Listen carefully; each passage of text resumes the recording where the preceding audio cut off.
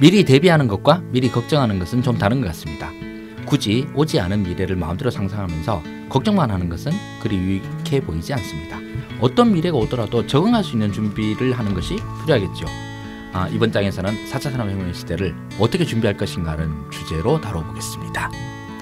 네, 들어는 봤지만 읽지는 못한 당신을 위한 다독다독 책장을 열겠습니다. 네, 네. 안녕하세요. 안녕하세요. 2부의 책장이 열렸습니다. 네. 네, 4차 산업혁명, 당신이 놓치는 12가지 질문을 하승주 소장님과 함께 이야기 나누고 있습니다. 네, 1부에서 너무 경제 성장률 얘기만 해서 도대체 내 미래는 그래서 어떻게 되는 거냐 이런 네. 막 질문들이 들려오는 것 같아요.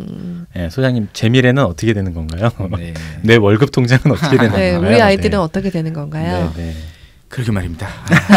진짜 저도 이거 맨날 고민이 있는데 네, 오늘 제가 이게 다독다독 방송에 와서 혼자서 이렇게 막 나가고 있는 건 맨날 하던 사람들이랑 아니고 네. 이제 뉴페이스들이랑 보니까 너무 신나서 그렇습니다. 네. 그렇습니다. 그리고 정치 시사가 아니라 이렇게 그야말로 상상력의 세계를 이렇게 뛰다니다 보니까 또 역시 마찬가지로 신이 나서 네.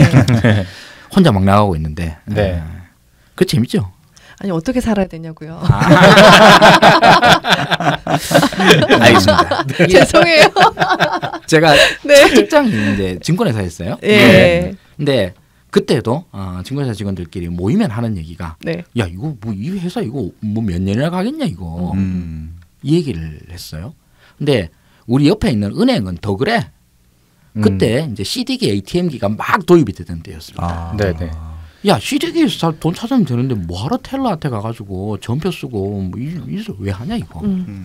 자, 그 걱정을 다 하고 그때 나왔던 회사 주식이 이제 청호 컴퓨터라고 CD기 만드는 회사였어. 저 회사에서 ATM기, 예, 돈 빼는 거, ATM기. 야, 저 회사가 기계 한 대 팔아먹을 때마다 텔러 한 명씩 줄어드는 거야. 라고 걱정을 했습니다. 네네. 그래서 지금 편의점에 CD기 없는 데가 없이 다 맞아요. 깔려 있고요. 네. 네. 그리고 최근에는 카카오뱅크가 나왔네. 그렇죠. 예, 카뱅 나오니까 이제 비대면이라고 그래가지고 이제 할 필요도 없어. 증권회사에서 저 딸에만 해도 그래도 증권회사 객장이 있었고 객장에서 아저씨 아줌마들이 죽치고 앉아가지고 커피 먹으라고 그러고 사고 팔고. 네, 사고 팔고. 전광판 막 네. 크게 했고 막. 우리는 주식 상담하러 온 건지 아줌마들한테 커피 타다 드리는 일인지 뭐 아무튼 이러는 일을 하던 시절이었는데 네. 그러다가 IMF 딱 터지고 난 다음에 세상이 싹 바뀌면서 무슨 일이 벌어졌냐 하면 증권회사에서 HTS 홈 트레이딩 시스템이 나옵니다. 그리고 홈 트레이딩 시스템을 보면서 전직 증권회사 직원인 제가 보기로는 제일 놀라운 게 수수료가 우리 때에 비해서 10분의 1에서 100분의 1로 줄어듭니다. 와, 지금 저래서 저기 증권회사 직원들이 그때 우리 때는 약정을 월 한 5억에서 10억 정도 하면 밥벌이 한다 그랬거든요. 근데 이제는 소위 말하는 그런 약정을 10배를 해도 회사에 벌어주는 수익이 그게 안 맞춰지는 거예요. 네. 야, 저거 어떡하냐 했었는데. 근데 IMF 끝나고 난 다음에 주식시장이 이제 말 그대로 대폭발을 해가지고 실제로 시장이 크기는 많이 커졌어요. 많이 커졌는데 증권회사로서도 수익 구조는 매우 악화되는 시기를 오랫동안 거쳤습니다. 오랫동안 거쳤는데 지금에 돌아와서 지금 그때가 언제야? 1995년, 6년, 7년 이때니까 이때에 비해서 지금 몇 년? 95, 2005, 2015, 20년 넘게 흘렀잖아요. 근데 아직까지 은행에 텔러들이 있고요. 그다음에 증권회사에서도 지점들이 있더라고요. 네. 왜 있나도 잘 모르겠고 뭐 앉아서 뭐 하지? 또 잘 모르겠어요. 근데 어쨌든 그분들도 다 활동들을 하고 계십니다. 자, 그리고 이런 얘기들에서 제일 많이 나오는 얘가 사실은 운전이에요. 운전. 네. 자율운전? 예, 자율주행. 자율주행. 예. 자율주행 이 문제가 네. 이제 이 4차 산업혁명 시대의 일자리 문제는 이 4차 산업혁명 이 이야기가 나오면 무조건 맨 마지막에 결론은 무조건 일자리로 가요. 그렇죠. 네. 일자리로 가는데 이 이야기가 처음 나온 게 미국이고 미국에서도 제일 걱정하는 게 사실 운전입니다. 미국에서는 운송업이 매우 크고요. 그리고 트러커라고 부르죠. 저기 큰 트럭들 몰고 다니는 그런 사람들이 많은데 이 사람들이 자율주행되고 나면 1번이 사실은 트럭부터 없어질 거다 얘기를 하거든요. 네. 그럼 이거 이 많은 사람들 그 몇십만인데 그리고 그분들이 나름대로 그 트럭을 자기가 소유하고 있는 사람들도 많고 나름대로 이제 일은 힘들지만 소득은 중산층 정도 되는 분들입니다. 이 사람들의 직업이 다 날아가면 뭐 하냐 이거 이라는 걱정들이 나와요. 근데 이 걱정을 올해 처음 하느냐 아니면 작년부터 했느냐 아니거든요. 한 10년 전부터 했어요. 그리고 지금 현재 자율주행을 가장 열심히 연구하고 있는 회사가 1번이 구글이고 2번이 우버입니다.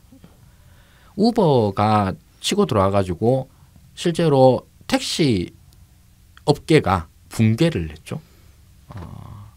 우리나라 택시 운전기사분들이 그렇게 이제 격렬히 반대를 하는 거는 다른 나라의 사례들 봐서 그래요. 네. 예, 뭐 뉴욕이나 뭐 런던이나 이렇게 우버가 제대로 치고 들어간 데는 뭐 거기도 뭐 택시 회사들이 없고 뭐 우버 기사 불러내가지고 뭐 두드러 패고 이러는 택시 운전수들이 정말 생계에 지쳐가지고 뭐 자살하고 뭐 이런 일들이 수두룩합니다. 나라마다 이걸로 그냥 박살이 났거든요. 근데 우버의 궁극적인 목적이 뭐냐 하면 우버 기사들한테 주는 수수료가 아까워서 기사들을 싹 다 없애버리겠다. 그러면 우버가 갖고 있는 자율주행 택시로 빙빙빙 계속 돌리면은 수익을 훨씬 많이 낼 수 있지 않느냐라는 이런 얘기들을 합니다. 자, 근데 우버도 나온 지도 5, 6년 훨씬 넘었어요. 아직까지도 돈 때려 박느라고 우버가 아직까지 한 번도 흑자를 낸 적이 없습니다. 네. 천문학적인 적자를 빵빵빵 계속 치고 있고 상장하고 난 다음에 사람들이 이거 사기 아니야 이거? 이러는 생각을 하게 된 거죠. 자, 그래서 여기서 나와서 소위 말하는 아까 첫 시간에서 얘기했던 무인 공장의 예를 다시 한번 돌아가 볼게요. 무인 공장이 있냐? 있어요. 책에서도 이제 소개를 했습니다만 몇 년 전에 아디다스에서 스마트 팩토리를 만들어 가지고 예. 아디다스에서 신발 만드는데 신발은 대표적인 노동 집약 산업이잖아요. 그걸 다 기계가 로봇가 뭐 촉촉촉촉촉촉촉 만들어낸다는 거예요. 사람 한 명도 필요 없어. 자, 이게 되기만 되면은 아디다스는 방글라데시에 있던 아디다스 공장 다 빼고 이걸로 쫙 깔아버리면 이제 완전히 신발 업계를 뭐 완전 재편할 거 아닌가? 했는데 여전히 방글라데시에서 신발 만들더라는 거지. 왜죠? 그게 기술적인 난이도 문제가 좀 큽니다. 일단 지금 우리 요즘 차들을 사면 진짜 어지간하면 다 내비가 있죠 일단. 네. 네. 한 몇 년 전까지만 해도 내비 옵션으로 하려고 그러면 그 돈도 비쌌고 내비에 대한 불만도 많았는데 요즘 뭐 순정 내비는 뭐 짱이야 뭐 이런 얘기를 듣습니다. 자, 그럼 내비 있던 시절과 내비 없던 시절을 비교를 해보면 효용은 엄청나게 커졌어요. 전 내비가 없다고 그러면 전 차를 몰 생각도 안 했을 겁니다. 나 같은 길치가 차 몰고 다닐 수 있었던 건 오로지 내비의 덕입니다. 내비게이션의 발달로 인해 가지고 자동차에서 얻을 수 있는 효용의 크기가 한 100이다. 그러면 그 다음에 요즘 들어서 그 뭐 현대 스마트 센스니 뭐 이런 거를 하면은 한 150만 원 정도 주면은 클로즈 기능. 예. 예. 별의별 옵션들이 한꺼번에 쫙 들어갑니다. 그럼 이제 굉장히 유용해요. 뭐 예를 차선 따라서 쫙 가게 만들어주는 거. 이제 그건 아예 뭐 기본 옵션이에요. 그러더라 앞으로는. 그리고 그 스마트 크루즈라고 해서 앞차랑 속도 맞춰서 그냥 쫙 가게 하는 거. 조금 더 나아가지고 그 내비랑 연동이 돼가지고 과속 카메라가 있으면 자동으로 맞게 속도를 줄여주는 기능까지 뭐 이런 것까지 해가지고 사람이 그냥 손만 얹고 있어도 그냥 차가 줄줄줄 간다라는 거죠. 자, 요거를 하는데 겨우 150만 원이면 돼요. 자, 여기에서 얻는 효용이 내비보다는 좀 작은 것 같아요. 내비가 없으면 난 아예 차를 몰지도 못했는데 이거 없는 차를 지금 몰고 있거든요. 자, 여기에서 얻는 효용은 약 한 30 정도 되는 것 같아요. 네. 자, 이 다음에 우리가 하려고 하는 게 이 자율주행이라고 하는 거잖아요. 이제 자율주행이 레벨 1, 2, 3, 4, 5까지 있어요. 1, 2, 3, 4, 5까지 가는 게 5가 가면은 이게 완전 자율주행이라고 부릅니다. 네. 지금 현재 우리 단계가 레벨 3 정도? 뭐 2나 3 정도로 표현을 합니다. 4 정도 되면 그냥 뭐 사람 쳐다는 보고 있는데 거의 안 해도 됨 이러는 거고 5는 아예 안 해도 됨. 뒷자리에서 신문 보고 놀아도 됨인데 자, 5가 되면은 엄청나게 좋을 것 같아요. 근데 레벨 1을 내비라고 칩시다.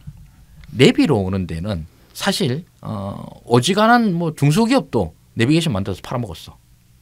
그러니까 기술적 난이도가 그렇게 높지 않았어요. 네. 그럼 이거를 하는 데 있어서 기술적 난이도를 한 뭐 10이다 치면 여기서 지금 현재 이제 뭐 자동차 회사에서 옵션으로 붙여서 팔아먹고 있는 레벨 2, 3 정도의 자율주행 옵션 이건 150만 원이면 돼요. 레벨보다는 좀 비싸네. 그렇지만 이걸로 인해서 얻을 수 있는 효용이 있으니까 이걸 사람들이 많이 답니다. 여기로 오면은 기술적 난이도가 내비게이션보다는 좀 어려워. 이게 100이라고 그러면 이건 한 300 정도 되는 것 같아요. 중소기업이 이거 옵션 만들어가지고 자동차에 끼워 넣어서 팔 수 있도록 모듈화 해서 판다 이런 거 없잖아요. 네. 이건 대형 자동차 회사에서만 가능합니다. 근데 레벨 4나 레벨 5를 만들려고 하면 기술적 난이도가 아까 내비가 100이라고 그러면 이건 한 300에서 400 정도 된다고 칩시다.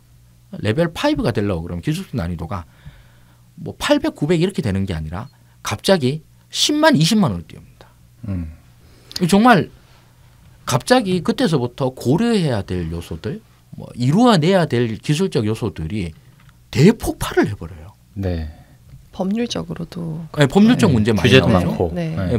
뭐 보험 어떻게 할 거냐? 뭐 하다가 이제 사고를 냈다 그러면 보험사가 물어야 되냐? 아니 운전수가 물어야 되냐? 차 주인이 물어야 되냐? 아니면 그 소프트웨어를 만든 회사가 물어야 되냐? 자동차 팔아먹은 회사가 만든 뭐 이런 것부터 시작을 해가지고 뭐 윤리적 문제 많이 나오잖아요.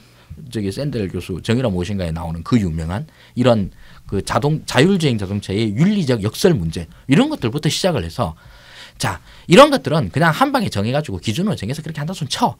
그냥 기술적으로 해서 제가 예를 드는 게 그런 겁니다. 자동차 신호등이 고장 나가지고 교통 순경이 수신호로 하는데 차가 그 수신호를 이해해야 돼. 그러네요. 예, 그 실제로 구글에 사고 있거든요. 네. 근데 이거를 하려고 그러면 야 이거 하나 하려고 도대체 뭐 얼마나 때려박아야 되는 거야? 이런 질문들이 나옵니다.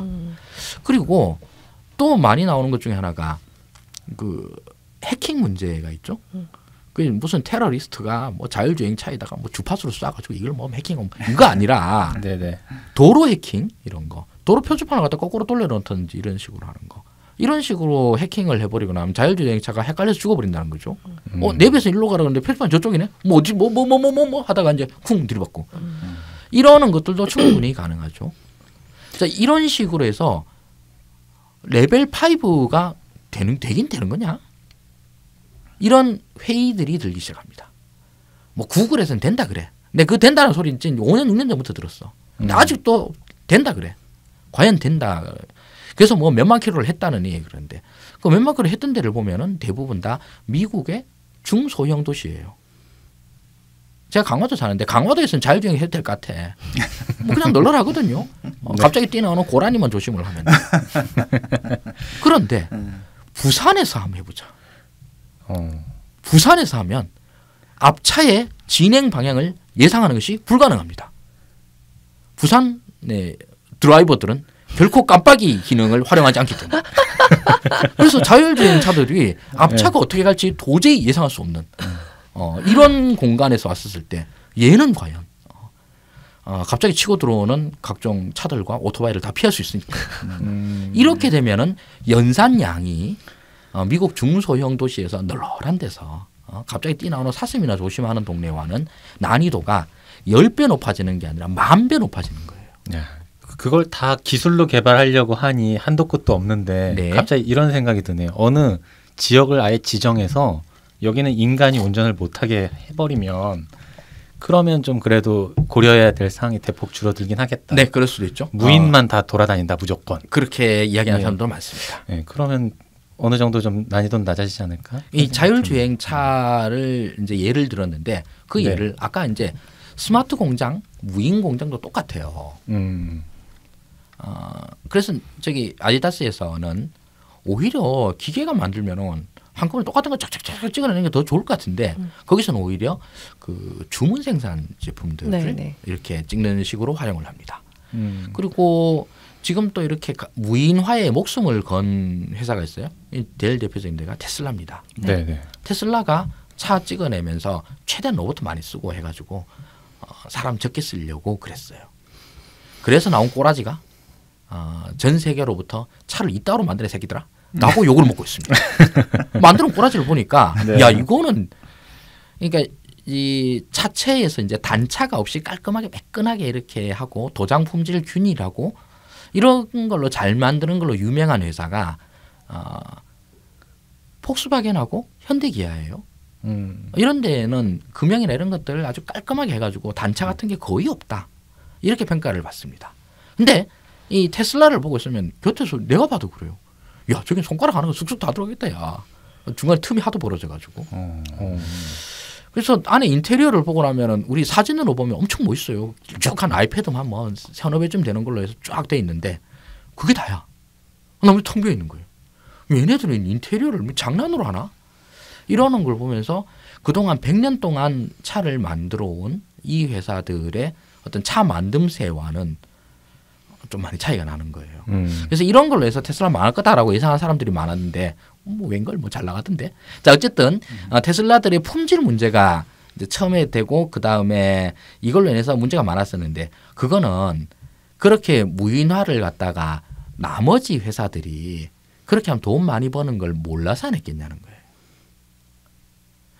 사람이 하는 부분과 기계가 하는 부분을 어떻게 최적 배분하느냐가 거의 모든 생산 시스템에서 제일 중요한 요소예요. 자, 로봇가 하면은 참 좋은 부분과 사람이 하는 게 좋은 부분들을 잘 배분하는 것에 다들 목숨 겁니다. 물론 그러면서 점점 기계가 좋아지면 여태까지 사람이 하던 걸 기계가 하도록 돌리겠죠. 근데 아직까지는 그런 상황입니다. 여기서도 마찬가지로 산업 현장에서 컨베이어 벨트에 로봇을 많이 쓴다. 요까지의 기술적 난이도가 뭐 100이다 그러면 이걸 사람을 싹 없애고 로봇으로만 돌린다로 해서 그 로봇가 이루어야 될 기술적 난이도가 100에서 갑자기 2만 3만으로 팍 뛰어버리는 거예요. 그 산업용 로봇에서 제일 유명한 회사가 일본에 이제 화낙이라고 하는 회사잖아요. 이제 이 회사가 그냥 꽉 잡고 있어요. 이 회사에서도 그런 인터뷰를 합니다. 아니 우리도 무인 공장 만들어 달라 그러면 만들어 줄 수야 있지. 근데 지금 이 정도 만드는 것도 비싸다고 난리인데 우리도 이거 만들려면 엄청 비싸요. 가 되는 거죠. 그리고 또 이제 이런 것들은 이제 생산 현장의 문제인데 또 많이 나오는 게 예를 들면 기자, 뭐 변호사 이렇게 이제 전문직 이런 사람들, 의사도 마찬가지고 이런 사람들도 AI, 기계, 뭐 기계 의사, 기계 변호사, 기계 기자에게 다 밀려날 거다. 왓슨. 예, 왓슨부터 시작해서 이런 게 있는데, 자 이것도 책으로만 들으면 오 솔깃한데라고 됩니다. 근데 그냥 왓슨으로만 돌리는 거랑 왓슨을 쓰는 전문가가 돌리는 거랑 비교를 해보면 왓슨을 쓰는 전문가가 더 유리하잖아요. 그러겠죠. 예. 그리고 저기 사람과 기계가 협업을 하는 게 더 잘 할 수 있지 않나? 근데 왜 저기 왓슨으로 모든 걸 다 해야 된다라고 이렇게 가정하냐는 거야. 그러면은 굳이 그럴 것까지 없잖아. 일단 이걸 뭘 선택하느냐에 따라서 첫째로 비용이 싸냐? 그럴 리가 없죠. 둘째로 더 품질이 좋냐? 그럴 리가 없죠. 그럼 비용도 비싸고 품질도 나쁜데 뭐하러 기계한테 100% 다 맡기냐는 거예요. 사람이랑 기계랑 협업을 해가지고 최대한 잘 쓸 수 있도록 만들면 훨씬 좋은데 그렇잖아. 우리도 엑셀 쓰면 거의 사칙 연산만 합니다. 근데 엑셀 고수들은 별의별 함수들을 다 쓰잖아요. 네. 네. 이 친구요. 네. 그래서 옛날에는 엑셀 고수들이 이제 오만 함수들을 부리는 마법을 보면서 우왕 이렇게 되고 자 이러면 이제 회계팀이 통째로 날아가겠구나 라고 생각을 했었는데 지금도 회계팀이 열심히 해요. 그거는 실제로 현업에서 일을 하다 보면 그런 툴들을 써서 결국 사람이 하는 게 더 효과적이기 때문에 그렇습니다. 광고에서는 이거 하나만 사시면 한 달에 뭐 5만 원, 10만 원만 내시면 회계팀 하는 일을 갖다가 뭐 몽땅 다 해드립니다. 라고 소프트웨어를 광고하지만 실제로 그 소프트웨어를 돌리는 사람들의 숫자는 별로 안 줄어들었다는 거죠. 이런 것들이 이제 사실은 한 산업 분야를 하나 조금만 더 들어가 보면 기계로 인한 이 추방, 배제, 노동 배제라고 하는 것들이 현실에서는 아직까지는 그렇게 공포스럽게 나타나는 것 같지는 않다. 이러는 생각이 드는 거예요. 제가 첫 직장에 들어갔을 때 그때는 아저씨들이 다들 컴맹이었어요. 저도 이제 법대 나와가지고 거의 내 동기들은 다 컴맹이야. 근데 저는 그냥 그때 이제 경제학과 친구들이 몇 명 있어요. 걔네들한테 몇 개를 배운 거 있어요. 진짜 몇 개. 그걸 배우는데 투입된 시간이 약 한 20분쯤 돼요. 네. 그때 당시에 유명하던 로터스 1, 2, 3라고 하는 회계 소프트웨어가 있었는데 그 소프트웨어가 화면을 켜면 정말 사람을 어이없게 만듭니다. 까만 화면에 녹색 점만 반짝반짝거려. 날 보면 어쩌라고. 근데 유일하게 할 수 있는 게 거기서 여기에서 메뉴판을 어떻게 불러오느냐만 배우면 다 끝나는 거였어요. 근데 그걸 배웠어. 그래서 그 지점 내에서 거의 유일하게 로터스 1, 2, 3를 쓸 줄 아는 유능한 기능 인력이 되어가지고 제가 그걸로 밥값을 했었어요. 주식은 지지를 못했었는데 근데 그걸로 밥값하는 걸로 때웠었어. 근데 그때 시절에서 있어 왔었던 기술적 습득의 난이도는 매우 쉬웠어요. 네. 근데 매우 쉬운 걸로 인해 가지고도 그 전에 주판 두드려던 아저씨들에 비해서 나의 어떤 회사에서의 효용 가치가 매우 높았어. 지금은 저 로터스 쓸 줄 아는데요. 그래 뭐 어쩌라고 이러는 분위기가 된 거죠. 그보다 우리가 습득해야 될 기술적 난이도는 옛날에 비해서 훨씬 높아졌죠. 훨씬 높아졌는데 그렇다고 해서 사람이 회사에서 별로 필요 없느냐. 여기에 대해서는 아직은 필요 없는 건 확실히 아니다. 그럼 옛날만큼 그렇게 많냐? 물론 그것도 아니더라고. 옛날에 비해서 확실히 줄긴 줄었어요. 네. 그런 부분이 되게 걱정되는 것 같아요. 네, 기술이 발전하면 할수록 어느 인간이 하던 분야를 기술이 좀 대체할 수 있는 영역들이 조금씩 늘어가잖아요. 네. 뭐 그런 것들 때문에 이제 그러면 내 직장이 그렇죠. 내 잡이 언젠가 갑자기 증발해버리고 그런 기계가 대체하는 상황이 올 수도 있잖아요. 수두룩하죠. 예, 단적인 예로 근래 좀 됐는데 우리은행이었나요? 국민은행이었나요? 은행이 영업점이 하루 이렇게 다 문을 닫았다고 들었던 것 같아요. 네. 근데 소비자들이 그걸 몰랐다고 그랬어? 라는 반응을 보였다고. 대신 모바일 앱이 하루 정지되고 나면 난리가 나죠. 그렇죠. 그럴 정도로 이제 오프라인 매장들이 뭐 영업을 하든 안 하든 크게 상관없는 시대가 됐는데 그러면 당장 그쪽에서 일하는 분들은 굉장히 불안감을 느낄 것 그럼요. 같거든요. 네, 그렇죠. 그러니까 그런 식으로 좀 현실적으로 다가온 어떤 영역들, 기술이 침범하기 직전의 상태에 와 있는 그런 분들에게는 좀 이런 인공지능이라든가 뭐 자율주행은 뭐 아직 좀 갈 길이 멀다고 하지만 그런 접점이 있는 곳들은 굉장히 위기감을 느끼고 있을 것 같단 말이죠. 맞습니다. 네. 근데 이제 아까 처음에 이제 예를 들었던 게 은행이니까 네. 카카오뱅크 나오고 나니까 은행 갈 일도 없던데? 라고 그러는데 은행에서 그래서 텔러들이 없어도 되는 거 아니냐? 이렇게 얘기를 하는데 여전히 있긴 있어요. 그 은행에 새로 생긴 업종들이 있습니다. 저 때는 없었는데 요즘에는 확실히 많아진 PB, 프라이빗 뱅커들은 있습니다. 그럼 프라이빗 뱅커들은 뭐 요즘 DLF 때문에 난리가 나긴 했습니다만 어쨌든 PB들은 은행 소비자들한테 이전에 텔러들이 줄 수 있었던 서비스보다 훨씬 좋은 서비스를 제공해 주는 사람들이에요.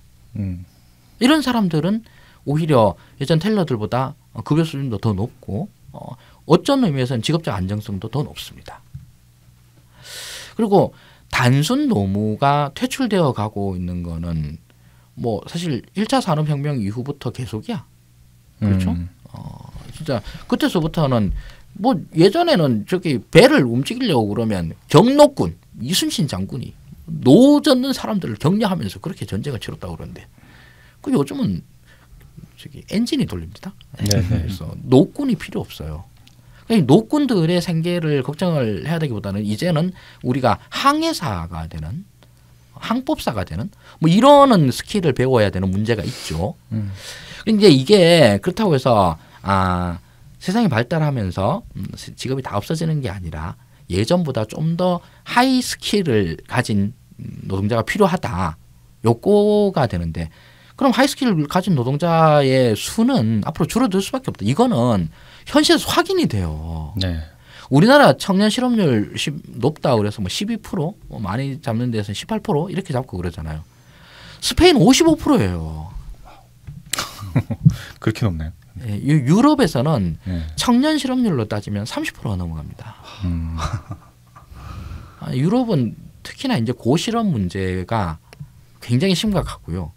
이게 이렇게 고실업이 엄청난 문제가 된 게 제가 알았던 게 제레미 리프킨의 노동의 종말을 책을 볼 때였으니까 그게 96년 7년 이때였거든. 이때에서부터 나온 이야기예요. 이런 경향들이 심화되어 가고 있다는 건 부정할 수 없습니다. 부정할 수 없고 그래서 이제 여기에 대해서 나오는 대책들이라고 하는 게 이제 아주 쉽게 얘기해서 이제 책 팔아먹기 좋은 거는 양쪽의 입장을 하나 선택을 합니다.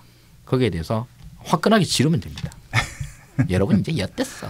이제 4차 산업혁명이 조금만 지나가 봐. 다 죽었어. 라고 얘기를 하는 극단적인 비관이 있고요. 여러분들 걱정하지 마. 원리 봐 원리. 음료수만 먹고 살면 되는데 뭘 걱정해. 해세라 세라. 붉을 때 장미를 즐겨야지. 라고 얘기할 수도 있어요. 자, 이런 양쪽의 극단적인 입장이 있는데 이 양쪽의 극단적인 미래의 스펙트럼 중에서 어느 한 점에 세상이 있을 거잖아요. 그러겠죠. 네. 그래서 이게 만약에 스카이넷 세계가 된다 그러면 우린 걱정할 필요가 없어요. 왜냐하면 그 미래는 우리의 미래가 아니라 기계의 미래인 거고 우리의 미래라고 하는 건 그때서부터는 전사가 되는 것밖에 이제 길이 없으니까 우리는 생각할 필요가 없어. 솔직히 말해서. 네. 둘째로 원리의 세계가 된다고 그러면 역시 걱정할 필요가 없어. 음료수만 마시면 되는 뭘 걱정이야. 그때서는 이 문화와 예술을 즐기면 되는 거지. 그러나 그 중간에 어떤 접점에 있다고 그러면 지금 우리가 해야 될 건 오늘 당장을 충실히 보내는 것이 아니겠습니까? 결론이 드디어 나왔어요. 네. 네. 4차 산업을 준비하는 자세. 네, 4차 산업혁명을 준비하는 자세. 그래서 책에서 이제 꾸준히 얘기를 하고 있던 것들이 지금 현재 오늘의 미래에서 이제 극단화를 좀 피하자라고 하는 의미도 있습니다.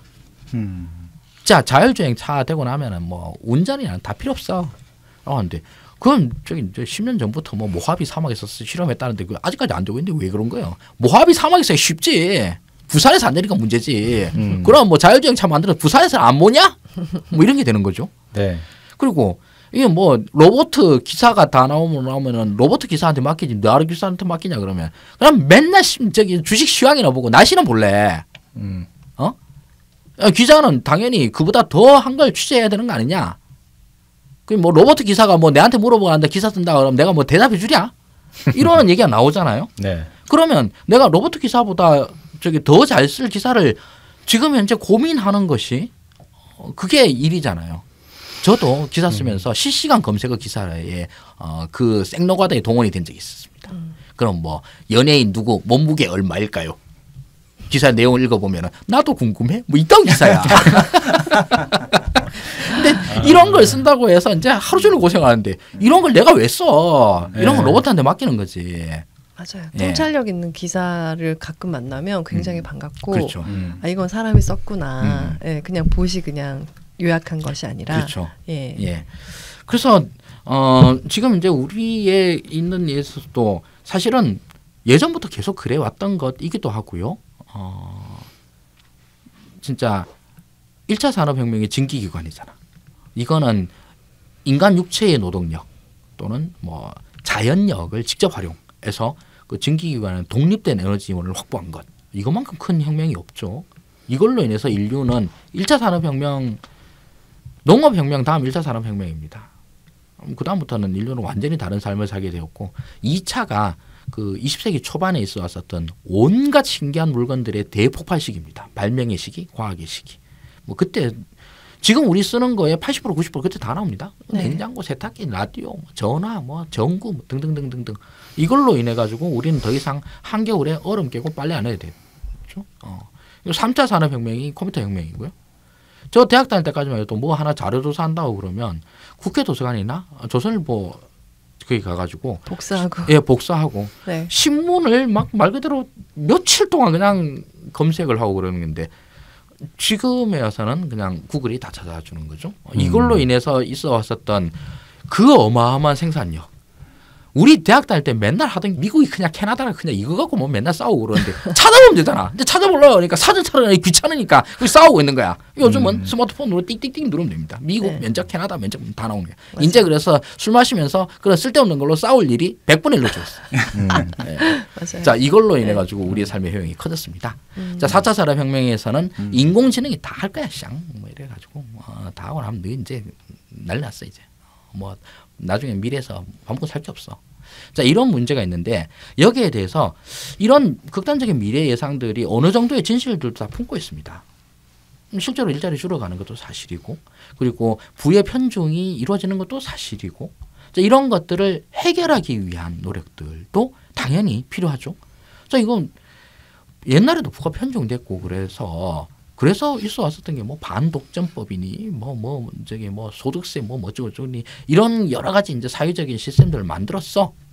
자, 그러면 21세기에 지금 현재였던 이런 3차인지 4차인지 이런 산업혁명 시기에 있어 왔었던 또 다른 이런 사회 구조적인 문제 이걸 해결하기 위해서 필요한 게 뭐냐? 이걸로 인해 가지고 경제학자 뛰들고 사회학자 뛰들고 철학자 뛰들고 엔지니어들까지 같이 뛰어듭니다. 여기에 대해서 이제 하고 있느니 우리도 뭐라도 입이라도 한마디 보태려고 그러면 지금 현재 변화를 갖다가 이해하는 게 더 좋지 않겠느냐 이러는 거고요. 그리고 그 이제 사회 전체가 해결해야 될 문제가 있고 내 개인이 해결해야 될 문제가 있죠. 내 개인이 해결해야 될 문제는 뭐 솔직히 말해서 지금 현재에서는 내 업의 본질이 좀 더 고도화 구조화되고 있지만서도 아직까지 그게 뭐 기계한테 다 넘어가지는 않았으니까 지금 현재 내 스킬을 개인의 어떤 스킬을 갖다가 고도화 구조화함으로써 대응해 나아가는 것 이거가 답이 아니겠느냐라고 생각을 하는 거죠. 네. 그러니까 분명한 거는 공부를 더 빡세게 열심히 해야 된다. 그게 결국은 당장을 살아갈 방법이다라고밖에 들리진 않는 것 같아요. 사실. 맞습니다. 그렇죠? 지금 저도 고도화돼야 되네요. 네. 그렇습니다. 네. 저도 스킬을 키우고 정말 옛날에 저 정도의 이런 방송 스킬을 가졌다고 그러면 5만 공중파에서 다 모셔갔었을 텐데 지금은 아무도 안 얘기를 안 하는 스킬을 더 쌓아 보아요, 우리 모두. 근데 이제 공중파보다 이 소장님의 팟캐스트가 훨씬 더 영향이 컸어요. 네. 이게 공중파 안 보고 안 듣잖아요. 그렇죠. 예. 안 그렇던데? 공중파 많이 어렵대요. 네. 그렇습니다. 네. 근데 공중파에 나가는 분들의 어떤 급여는 제가 아마 한 25분의 1 정도 될 것 같아요. 다독다독에 나오시면 공중파로의 그런 발판이 되실 수 있으니 그런가요? 네. 기대해 주십시오. 공중파에 나가서 제 사회적 영향력을 키우는 데는 관심이 1도 없는데 아, 네. 그래요? 네. 그러면 왜 얘기하신 거죠? 일당이나 좀 많이 받으려고. 네. 이렇게 얘기 나눠보니까 조금 선명해지는 것 같고요. 또 네. 책을 읽으면서 저는 진짜 예리하다라는 생각을 제일 많이 했었어요. 왜냐하면 근미래라는 게 진짜 근미래라서 5년 후인지 10년 후인지 하지만 그것도 알 수 없다라는 가정 아래서 마구 펼쳐낸 거예요. 그것 때문에 두려워하고 있었어요. 막연하게. 근데 이 막연한 것들에 대해서 진짜가 뭐지? 라고 이렇게 문답을 계속 하시면서 그걸 옆에서 지켜보면서 아, 내가 너무 걱정했구나 이런 생각도 들었고 아, 지금 현황이 이러하구나 라는 생각을 하면서 좀 많이 정리되고 뭐에 집중할 수 있을지 조금 알게 된 것 같거든요. 오늘 말씀도 그렇게 좀 잘 말씀해 주신 것 같아서 네. 좋은 시간이었다고 생각합니다. 이렇게 재밌게 들어주셔서 고맙습니다. 네. 자, 그렇게 얘기하는 하승준 니는 그럼 미래를 위해서 네 스킬을 얼마나 고도화 구조하고 있는 거야? 라고 네. 물어보시면 네. 저는 인생은 네. 붉을 때 장비를 따야지. 인생은 탕진하는 재미로 살고 있지만 지금 이렇게 분석하신 것만으로도 충분히 네. 고도화된 능력이 있다고 그런가요? 보입니다. 네. 칭찬해 주시면 또 감사히 네. 넙죽받아 듣고 그건 그렇죠? 라고. 예, 예. 그건 그렇지만 어쨌든 나는 한탕잼을 하겠다. 네. 그럼 이렇게 마무리를 하면 될까요? 네. 재밌게 들으셨어요? 네, 네, 그럼요. 사실 책을 보면 또 다양한 다른 주제들에 대해서도 네. 많이 이야기를 또 하고 있는데 시간이 이제 한계가 있으니 다 네. 이야기는 하지 못했는데요. 네네. 한번 쭉 읽어보시면 정말 4차 산업 전반에 대해서 이 분야에서는 일이 이렇게 되고 있구나, 뭐 다른 분야에서는 이렇게 되고 있구나라는 걸 좀 일목요연하게 네. 확인하실 수 있을 것 같아요. 네. 그러니까 책도 한번 꼭 봐주시고 또 저희 방송도 또 같이 활용해 주시면 네. 더 이해가 잘 되지 않을까 저는 싶습니다. 이 책을 통해서 블록체인을 처음으로 이해했어요. 아 그래요? 네, 개념을 저도. 굉장히 쉽게 음. 설명해 주셨더라고요. 블록체인, 핀테크, 스마트 헬스, 뭐 제조 분류, 공유 경제, 네. 일자리 등등 굉장히 여러 분야에 대해서 잘 짚어주셨으니까 네. 읽으시면 굉장히 사는 데 도움이 될 것 같아요. 실질적으로. 네. 네. 제가 또 암호화폐 네. 이 반대론자라 그래야 되나? 아, 쓰잘데기 없는 거 주의자라 가지고 네. 그래서 우리 남 박사님이랑 얘기를 하면서 내가 제일 공격적으로 얘기를 했던 게 그놈의 비트코인 문제였어. 아, 그렇구나. 예. 네. 근데 제가 상당히 예리한 문제들을 질문을 했음에도 불구하고 우리 남천 박사님이 너무 잘 막아내가지고 내가 좀 석이 죽었어. 이런 질문에는 도저히 답을 못할 거야라고 했었는데 그냥 팅팅팅 다 막아내길래 네. 아, 역시 내공 있는. 네, 이런 첨예한 문제들에 대해서 여러분 책으로 읽어보실 수 있으니까요. 한번 살펴보시면 좋겠습니다. 네, 그럼 여기까지 할까요? 네, 4차 산업혁명 당신이 놓친 12가지 질문 하승도 소장님과 같이 또 했는데요. 아쉽지만 여기서 마무리하겠습니다. 네. 감사합니다. 네, 고맙습니다. 감사합니다. 맞습니다.